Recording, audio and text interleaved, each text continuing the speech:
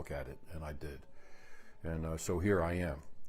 But through the whole time, I had been on various, I've been on various committees for, like the Legislative Compensation Committee. But the big one that I remember is I was appointed to the Wildlife Commission. Pascal was the guy that appointed me to that. And Bob Pascal was on my bank board. He says, "You're a good guy. You're an outdoorsman. You like dealing with the outdoors. You know the outdoors. You have a farm. You should be the guy." And so I thought, okay. I went to 2 meetings, and I think it was once every 2 months. And any of you ever been on the Wildlife Commission? Yeah. How often they have it? Every 2 months. Yeah. So I go 2 months, and I called Governor Schaefer up and I said, "Listen, I'm not going to do this anymore. These people, the biologists there, have said everything they want to hear. They don't want to hear from us. They don't want to hear from the individual citizens. They don't. I'm wasting my time." And at the time, I was, in the tugboat and barge business. I had 552 trucks, and I'm sitting there listening to biologists that are just state employees. And I didn't want to listen to this stuff, and I just thought that my input was meaningless to them. All of you, that this has definitely been, lacking is, input from, it's input from people like us that actually live and work and have properties and things, boats and equipment. We just have no voice. And I would, I'd like to hear from you all about that. I think it's gotten progressively worse to the extent that, we to do something about it. You need to get a seat at the table. Like if I win, my goal is to run and win the Republican primary in June, and then I get to do what I want to do with appointing really good people. People at DNR. The environment. Things that I've dealt with all my career. And get good people in there that know what's going on and have a practical side of looking at business. That's it. I believe that there's not been anybody around that really listens to you as business owners, business people, that listen to anyone. There's no one there listening to you. And being, in the trucking business, I was the largest employer in the Port of Baltimore for like 20, 30 years, something like that. And then I had my tugboats and barges, and so I still have some of my vessels are on the bay right now, going up and down and out in the ocean. I was not given any, people didn't listen to me. Or they would actually try to hurt me rather than help me. And that has been a big, big problem. And I think that we have to really look at the bureaucracy and all the bureaucrats that are there that really like taking advantage of people like us because they have a little bit of authority. If I go in there, I'm not going to be very nice to them. I'm going to bring people in there that are going to be attuned to what you are doing in terms of what makes your business work. What is going to be the harvest rate for rockfish, oysters, crabs, geese? I'll give you an example. Geese. I have a goose farm. I went to, with my farm, I got it all set up for goose hunting. I have 186 acres. It's not real big, not real small. And I got it set up for goose hunting. So I'd like to do it. My son, my grandsons, my friends come down there, and we have a good time sitting around. Whether we shoot anything, we don't shoot anything, we have a good time hunting. This year, you come down there, and it's 1 goose, 30 days. Last year, it was 2 geese, 45 days.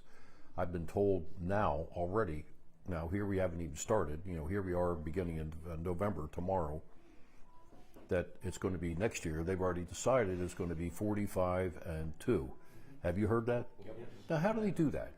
I'm just wondering, you all know what that... Well, what it is, they messed up this year. Their count was down, and after they made the decision, they found 68,000 mated pairs up by the boreal forest. Mm-hmm. And if they'd have found it, we'd have 245. Yeah, well, Once again, it's lack of Lack of service. Yeah, it's a lack of service. And they used to send a guy named Bill Harvey from Centerville up there. Did you guys know him at all? Worked with Bill. Yeah. So Bill Harvey used to go up there in helicopters, and they would count them. And they didn't send them up the last few years. COVID 1 year and something else, and they just sort of stopped it. So how do they determine that? That affects, it affects all of us. If you're going to do one goose 30 days, people are not going to come from New Jersey or Delaware. They're not going to, or Pennsylvania, come down here to shoot one goose in 5 minutes, and then it's done. You're not going to do it. That affects all the hotels, restaurants, all the outfitters like yourselves. It affects every one of you, and the people that rent their farms to like you rent the farms to the hunters. Who wants to do that? So it's a major problem, and I think that these people have to be reined in. And the one good thing about me is, I'm not, I tell everybody, I'm not as articulate as Wes Moore. I'm not as pretty as Wes Moore. But, although some people would disagree with that. But, I'm not going to stand for anything because I'm going to be around for 4 years. I'm not running for anything, and that's it. And I would wade in and try to do the things to straighten up the bureaucracy, and I would also wade in and try and do as much as I can to fix the budget and get our bond rating back. Things like this. I know this is secondary to many people, but it's real important to our state. So I'm going to do that, and I don't know how I'm going to interact with the Chesapeake Bay Foundation. I think that they're a group that, I've always thought this, always. I used to talk to Governor Schaefer about this. It doesn't make sense for them to say the Bay is better than a D or a failing, or it doesn't make sense for them because they get money, they get money to say the Bay's bad. We need more money to fix it up. I can't even imagine how much money they have in these different accounts now. I'm sure it's pretty big. But what do they do? What have they done to get another pound of crab meat or get another bushel of oysters? I'm just curious if there's anything, and I'm going to stop talking and ask you guys what you think about this. And good people, and the people that you are going to know who they are.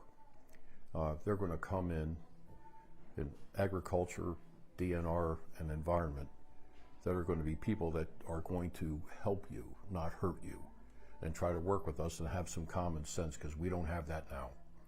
So last thing I always say when I'm done, I'd like to get your help to get me elected, and if you do, help is on the way. I'm going to fix it.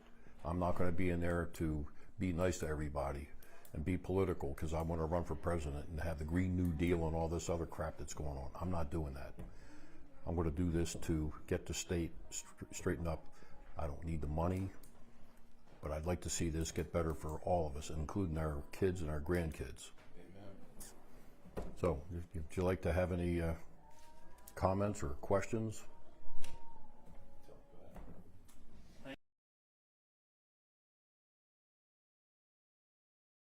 Reiterates what you've already said. So when I started working on charter, I worked for two very old captains. One captain was born in 1905, okay, and he had started charter fishing in 1925 with C.J. Langenfeller. To this day, we still have that family. That's 100 years of carrying the same family fishing, which is a real big testament, to the industry. And you do St. John too, right? Yes, we've had them for 53 years. Right. For St. John properties, but it's incredible, 100 years, of taking that family out. But I remember when Captain Harry had died, he willed the whole Chesapeake Bay for me to make a living in. That's what and I take that seriously because I'm going to be here. I'm not moving anywhere. I'm going to stick it out in Maryland. I prepared something to read. Would it be okay to read it? Do you guys have time? It's quick. But it sort of reiterates sort of the problems we have. The phrase save the bay is a false understanding of the Chesapeake Bay resource. The harvest of the bay is temporary. One hurricane or is devastated for a number of years. The bay rebounds, followed by years of non-productivity. When the bay is productive, as it is now, the watermen need to seize the harvest. Saving the bay just enables the resource to dwindle and die. The Department of Natural Resources is being driven by the Chesapeake. Organizations know how to drive harvesters, fishermen, watermen out of business by making the regulations so difficult that they will quit. The department in the past were fair-minded legislators. This has changed with this administration. Nature has its own cycles. These organizations are producing a false narrative, agenda-driven, of the health of the resource.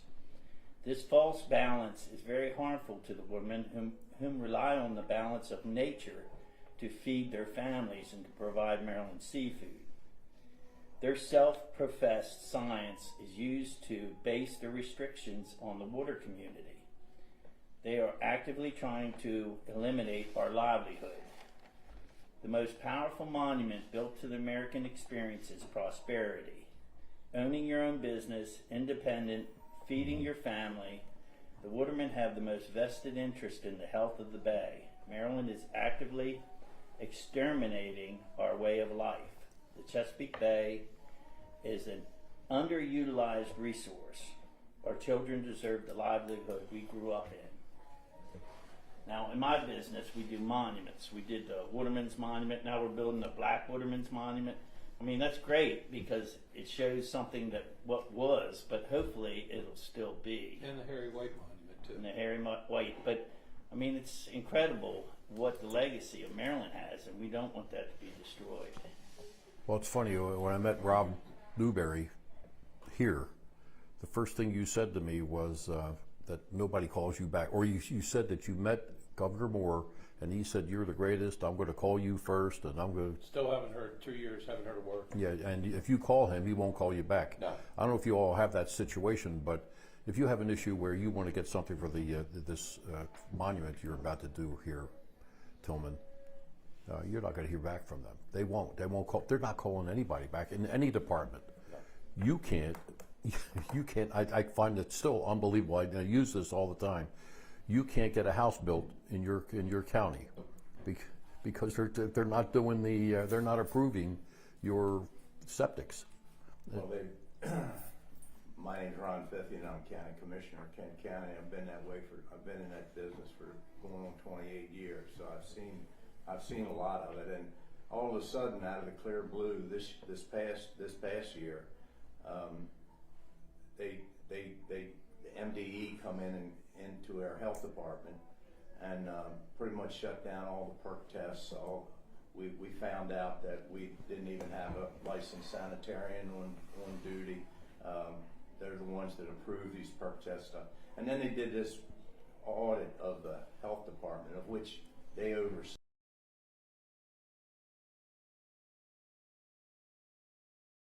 Nothing about it. They shut down everything. Is we're not going to talk about what went on because we're afraid we'll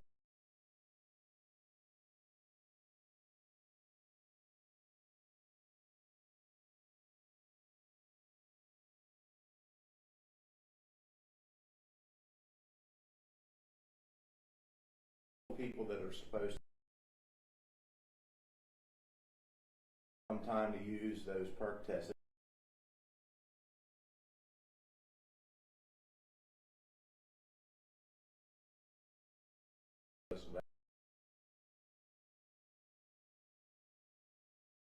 Zero. We've never heard back, and that's been or so, probably more. So, but that's just one experience. I mean, you just have trouble getting an answer from anybody when we call over there. If you call over there, we'll get any. Two things right. I was in the seafood business for about 30 years, and then when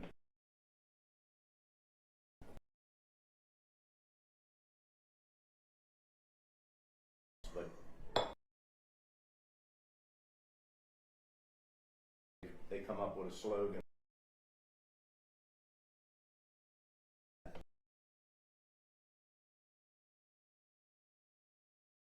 And then in that, you know, and they were formed in 1967, I think, and we were all excited, those of us that was in the seafood business. We thought we had somebody looking out for our well-being.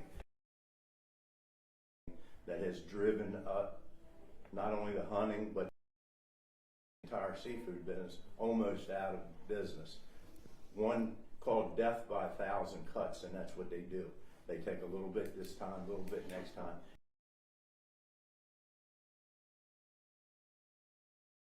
With that, well,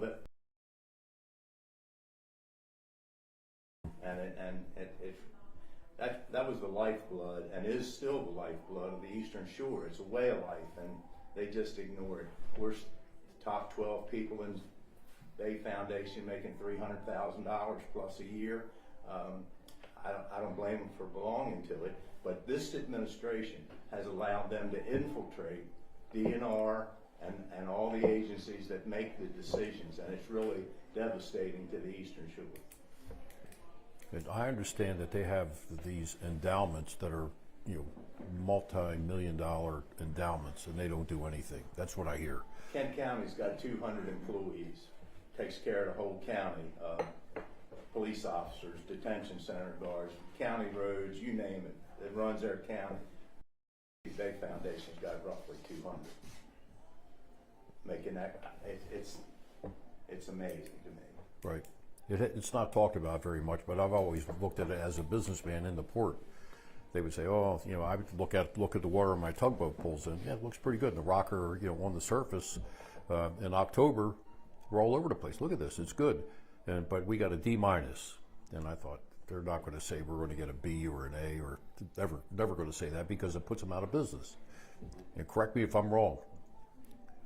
What's their purpose if they are going to do that? And you know, I just harvested my corn and I put the cover crop on, and I think that's good, and I think that's real.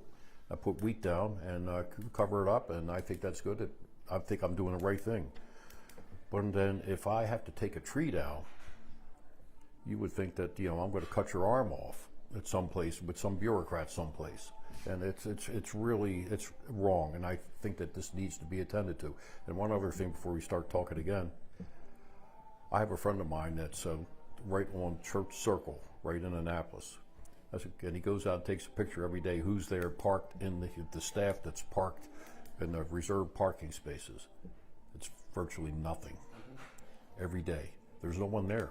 And he's going to Texas next week to be the featured speaker in Texas. What's that about? Bobblehead convention. Well, the two main things in a lot of us' opinion that affects the quality of the bay is the Conowingo Dam and the Back River wastewater treatment plants and stuff on a couple of those on the Western Shore. And I challenge you to tell me the last time you saw the Chesapeake Bay Foundation get involved in either one of them. As far as the Conowingo Dam, I can produce you a letter come from them that said it's a red herring. When we, the counties, had coalesced to fight that and talk about cleaning that mess up there, Chesapeake Bay Foundation come out against it, said it's nothing but a red herring, you don't have to worry about it. Will Baker had that letter given to the governor, and I could produce. Tell me how many times you see them raising the devil about the wastewater treatment plants that are affecting them. I can speak to that directly because I grew up on Back River. Used to swim, fish, all my entire life. Yeah, actually, I'm only 37 years old. I was going to say, you did well. So I was there. We used to catch big carp, the biggest carp I've ever seen in my life, ever before or since, and a lot of catfish. But it's gotten cleaner, but it's still messed up. And the only people to clean it up are the local neighbors, and the local groups go in there and clean it up. But it has to be watched. And when you have Baltimore City watching over anything is bad. I don't care who you are. And I grew up and also on Bear Creek. I was right between Bear Creek and Back River. That's where I grew up. And I just remember how dirty and crappy it was, and it still is today. Go over the Back River Bridge to go into my the Baltimore Blast season's in session, and you go over that, and it stinks. It's bad, and to have the city oversee it is not good. Then I heard Rob mention before, I don't know if it was you, Ron, that there's some, whatever the silt is and all that stuff is behind Conowingo, which, by the way, it's a red herring. No, it's not. What happens is one big storm, and you got all this crap is coming down into my, into the bay where your charter boats are, with all the big logs and debris that's there. That's dangerous, number one. But number two, you got all this stuff that's from Pennsylvania. All their crap is coming into our waterway. What's that about? And if you can get that stuff taken out of there, but you were telling me before that there's, and I got it from Clay Mitchell here, that there is some group or some company will take that out at no cost. No cost, and trade the nutrient credits and make about $500 million. So why is this not talked about or done? I don't talk about it yet, and when I'm going around campaigning, but I've never forgotten what you told me. You said that a couple months ago, and I haven't forgotten about it, and I won't. So why are we not doing this? And then the other one is the Man of War shoals with the oyster shells. I listened to that too. We got a truck in oyster shells from California. Washington State. Washington State. Truck them into here. What's that about? Well, we got them here. Well, they've used the excuse that they've done away with our seed and shell program that we had for 40-some years, and their reason was that we don't have any shells. Well, there's enough shells on Man of War Shoal to last for another 20 years at least. Mm-hmm. But Where's the exact location of that? Just about halfway, right across the bay from Rock Hall, across towards Baltimore, about the middle of it. Just north of the Burden Channel, below Hills Island. Oh, yeah, sure. East of really? Hart Miller. How deep? I live. By the way, I live right on the bay at Hart Miller Island, and where the bay meets Middle River. That's where my house is. Right at it. You go straight across the bay, you're looking right at it. I was mentioning if I was going to go to Rock Hall, I could backstroke over quicker than driving. Yeah, that's true. That's true. So anyway, I'm on board with this stuff. This is not talk, because I wouldn't want you guys mad at me if I become governor. I want you to be right by my side and working with me, and that's not talk, really. Well, some of the things that you've mentioned here, and just going down the list, you were talking about the CBF and the money. We did a video. It was called what was it, Ronnie? We got the Emmy for it. Was the Conowingo Conspiracy or Conowingo Factor? Yeah. The Conowingo Factor was done by the LaCastro brothers. They got an Emmy for it. And what they exposed was their operating budget averages $32 million a year. They've got over $450 million in 3 banks in Anne Arundel County above and beyond their operating expenses. And they've also got a $5.6 million, I just looked at it last night, a $5.6 million offshore bank account in the British Virgin Islands. And in the video, they ask them, what do you use that offshore bank account for? You're a 501c3 nonprofit. And on top of that, they've got over $1 billion. What was their answer? Oh, they use it to fight the watermen and the farmers. They said that? Yeah. Yep, it's right in the video. It's when they asked them. Have you all heard that? Is that real? Mm-hmm. That's crazy. I've heard of it, but it don't surprise me. That's when they asked them for it. But as far as what the CBF goes, and with like Conowingo and whatnot, I refer to it as the doctor syndrome. Can a doctor find a cure for the common cold? Yeah, but what's going to happen? He'll be out of business. Yep. Conowingo, Man of War Shoals has 250 million bushels of shell on there, which is a minimum of a 25-year the way they've got it now. It could be a 50-year program. The state owns them. We can move them for $2 a bushel, dredge them for $2, move them for $2, and bring them back. That's $6. We're forced to go to Virginia and buy the shell that we give them back for $14 a bushel, which is ridiculous, and they've completely ignored it. And as far as the things go with DNR, their service at DNR, when We had our last Republican governor in there, was fantastic. I could call the secretary, Jeannie Hadaway Riccio, on her cell phone at 7 in the morning, and she picked up. 8 at night, she picked up. I can try to get a hold of Josh Kurtz, who's the secretary now that, oh, by the way, was the CEO of CBF, just to let you know. I can call him today. I might get a call in June next year. That's what we're working on. But you know, it's funny you mentioned that. There's a book about me called Hailstorm. I was in the CIA in addition to everything else. Right when I was fishing on your boat, I was doing that stuff. So they do the book. The publisher of the book is a guy named Kevin Addix. You ever heard that name? No, Secretary of Agriculture. Secretary of Agriculture. He ran wineries up in Baltimore County. You know, I like Kevin. He's a nice guy. If this is going to get out there, that, you know, I like him. He's really a good person. He would call me back if I called him. But if I said, what do you think the soybean count is on my farm, and what do you think I'm going to get per bushel, huh? I don't think he knows that. I knew Bartenfelder. Bartenfelder grew up in my neighborhood, and I grew up around him.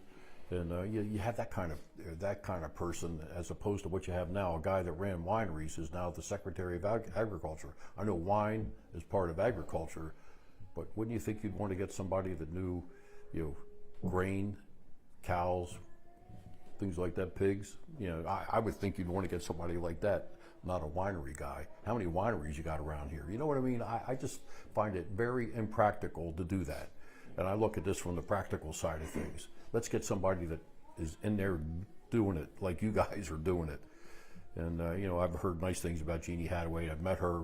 She represents the Watermen's Association, too? Yes. Yeah, Talbot County. Right. And I do work with her. Right. But one thing I do want to, and I think it's important for everybody here to know at the table, is I've been an advocate now for the watermen going on 40 years. I've known Ronnie, I've known Chucky, I've known all these guys. And what I have found, and you know, I don't work just here in Maryland. I have clients from Maine to really Alaska that I work with. We are the only state in the United States currently, right now, that has a lawsuit in federal court for us to be able to fish, which is friggin' ridiculous. Mm-hmm. We have been to every court. We're in Third Circuit Court in D.C. right now, and basically what it is that this Atlantic States Coastal Marine Fisheries Commission, the ASMFC, we just got out of meetings this week with them, and Chucky and everybody was down there at these meetings. It is, number one, in our opinion and in our legal opinion, it is an unconstitutional compact of states that regulates us here in Maryland. And to have to go to a court, and I mean, I've been doing this now with organizations for like 18 years. We had a lawsuit against the state of Maryland when they took our menhaden. We won it, we got it back because it was illegal.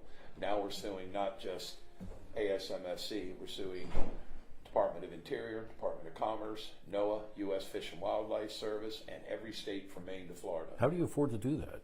We have an attorney representing us pro bono.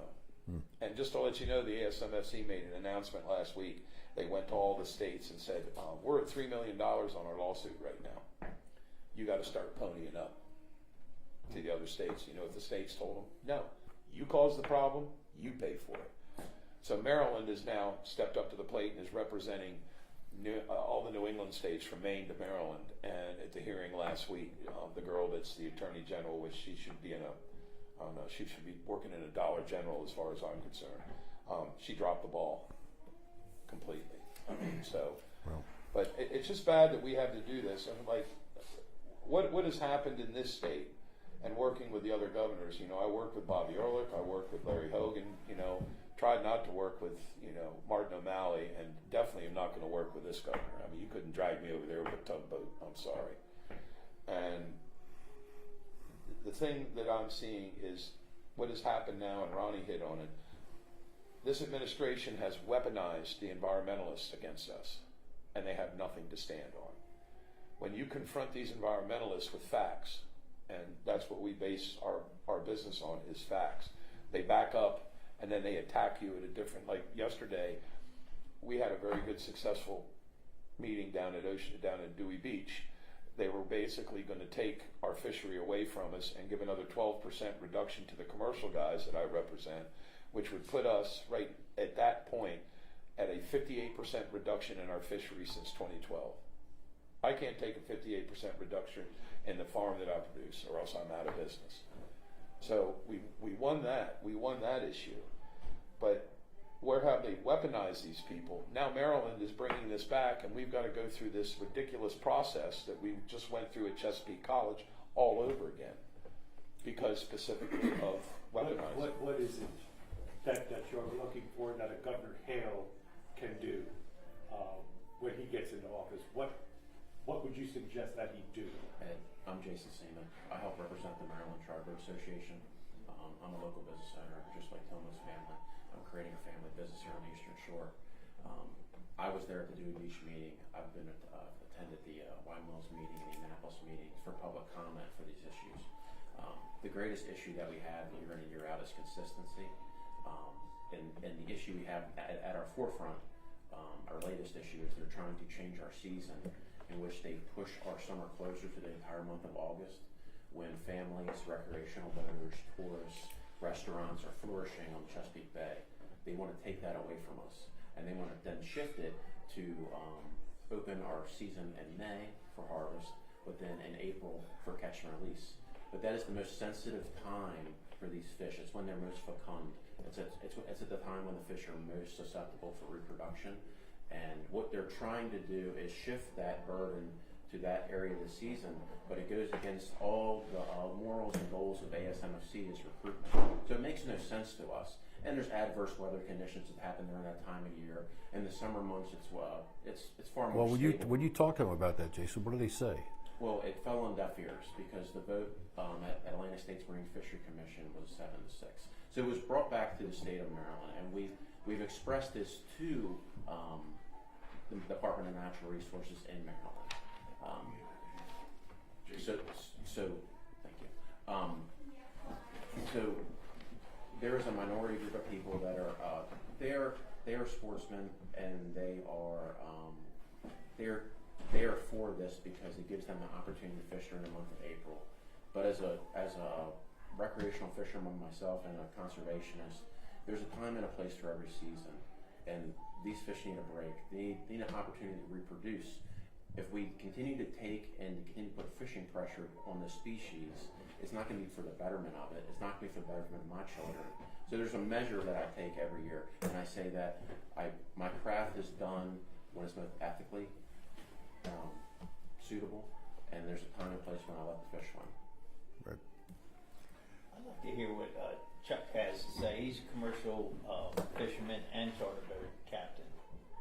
Well, naturally, I got lots of gripes with DNR over the years.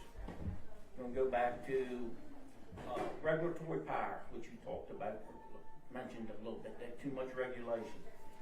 I was on the Tidal Fish Advisory Board back in the 80s, and we had a meeting. We had meetings every so many months.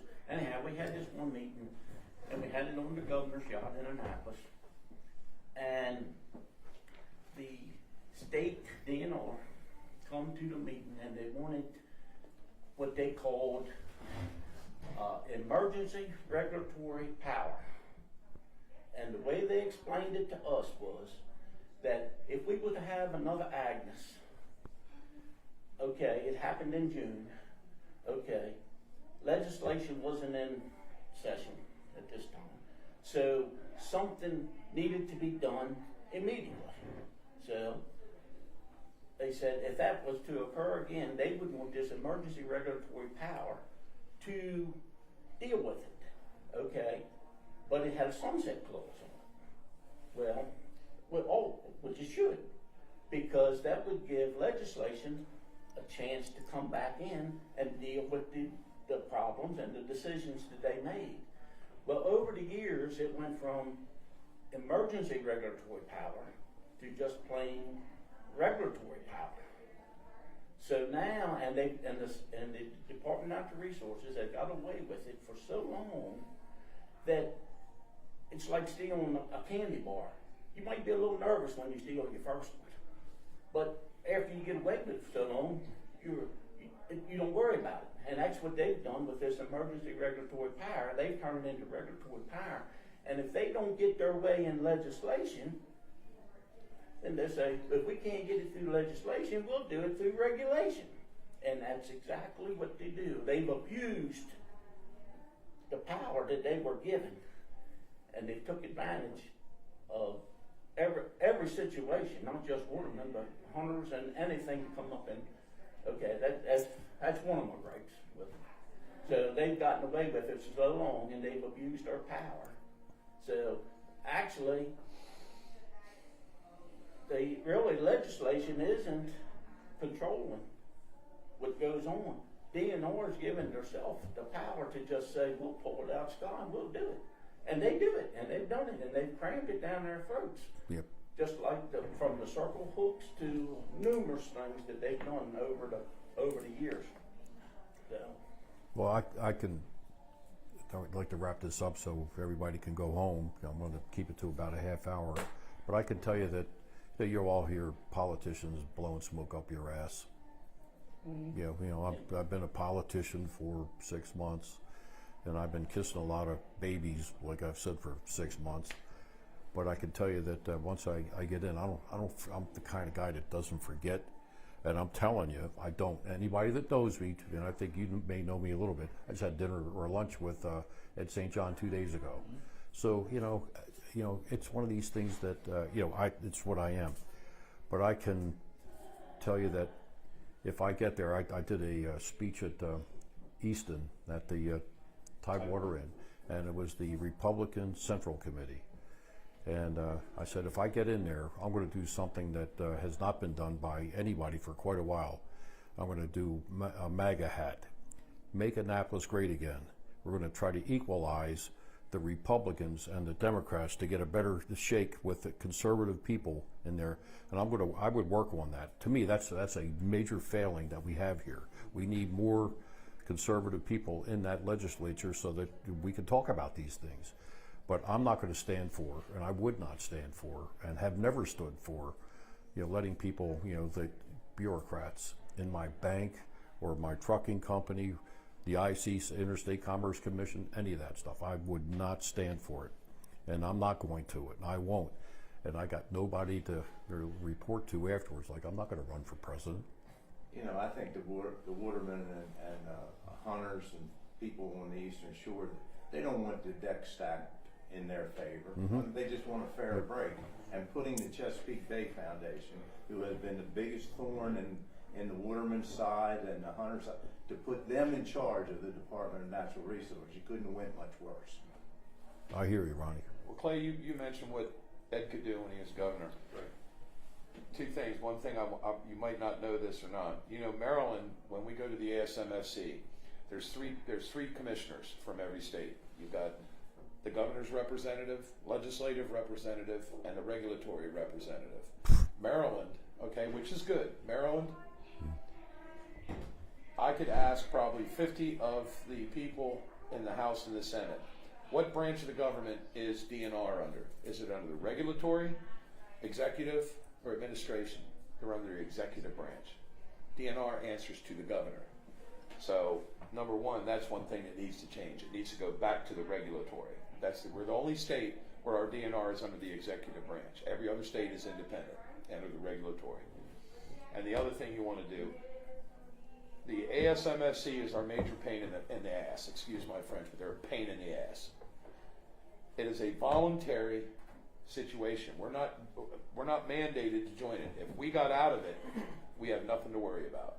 So an executive order with the power the governor has saying, whether the legislature says it or not, well, we're not financing it anymore. We're not taking $700,000 a year and giving it to these people. Screw you. They get $100 million a year. And the other thing is too, don't forget. And I tried to work with this with the Hogan administration. They had no luck. You would probably have more luck than they did. In 2012, Martin O'Malley handed over the control of our striped bass to the ASMFC.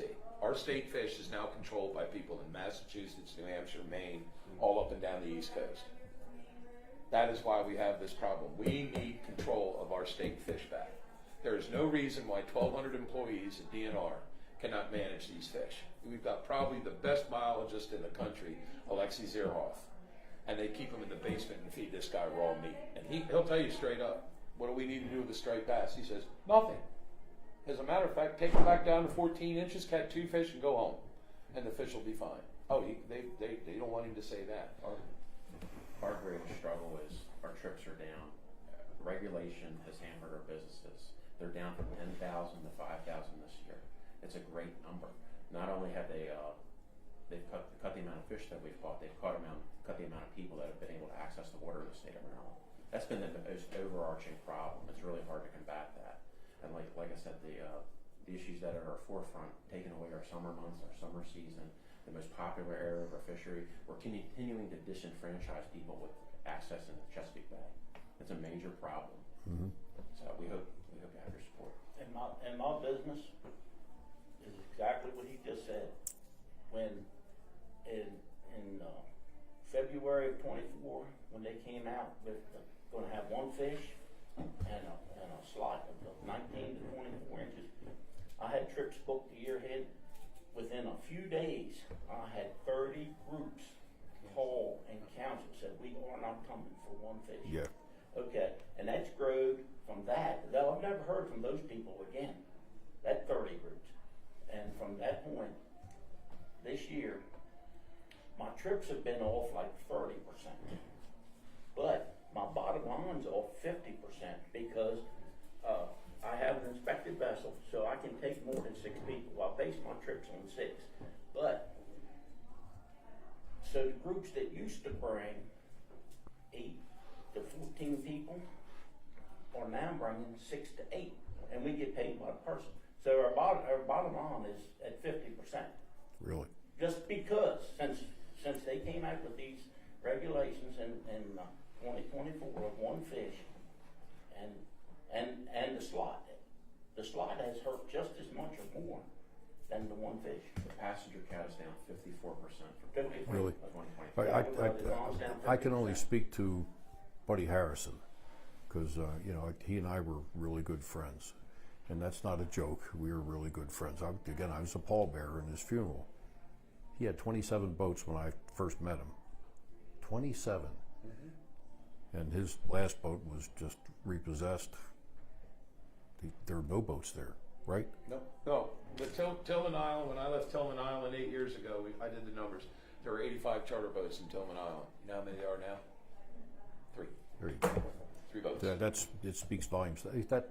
That's just wrong. It brings all kind of people in here for hotels and for you guys, but for hotels, restaurants, and it's just pretty cool being here. It brings people in here. I think the tourism part of this is really something that doesn't get talked about very much.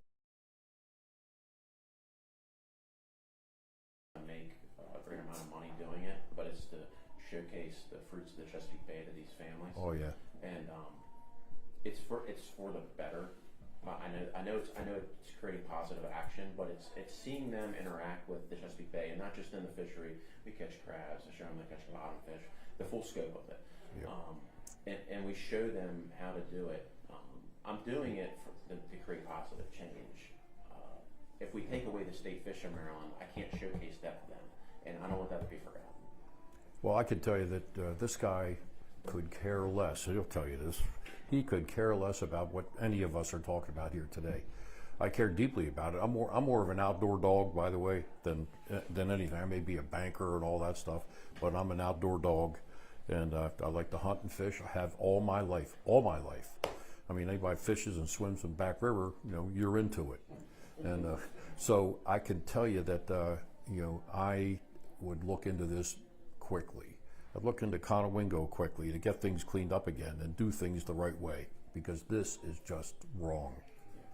The Maryland Charter Association has a live poll going now that is about the issues that we brought up here today, and it's regards to the regulations that have been brought back home. 86% of people have voted in the favor of the Charter Association currently now, as of this morning.